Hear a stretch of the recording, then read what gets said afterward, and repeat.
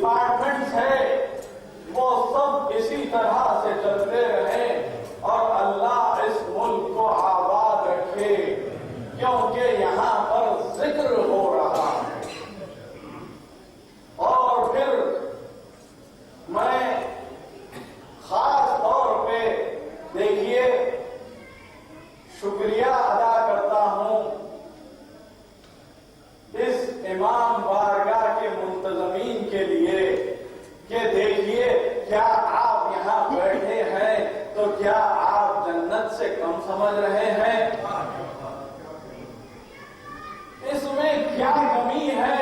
کس خوبصورتی سے بارگاہ بنائی گئی ہے اور اس خوبصورتی سے رکھا ہے۔ مولا جو کوئی بھی جو اس بارگاہ کو اس حالت میں رکھے ہیں اور اس سے اچھا کرنے کی نیت ہے، ان سب کو مولا شاد و آباد رکھے، ان کی توفیقات میں اور اضافہ ہو، اور یقیناً ذاکرین کا، کیونکہ ذکر کے لیے ذاکر کی ضرورت ہے، جتنے بھی ذاکرین ہیں ان کا شکریہ ادا کرتے ہیں منتظمین مجلس، خصوصاً مولانا علی مہدی صاحب کا۔ قبلہ نے جو 5 مجالس معرفت آمیز مجالس پڑھی اور خصوصاً نظامت کے فرائض جو اصغر مسکی صاحب نے انجام دیے، اور جتنے بھی ذاکرین ہیں ان سب کے منتظمین شکر گزار ہیں۔ یقیناً یہ اخلاقی فریضہ ہے کہ ہم شکریہ ادا کرتے ہیں، لیکن شکریہ کی ضرورت نہیں ہے، کیونکہ یہ ہمارا فرض ہے، یہ ہمیں فرض سمجھ کے کرنا ہے، کیونکہ ہماری خلقت اسی کے لیے ہوئی ہے، ہماری خلقت اسی کے لیے ہوئی ہے۔ یقیناً یہ وہ ذکر ہے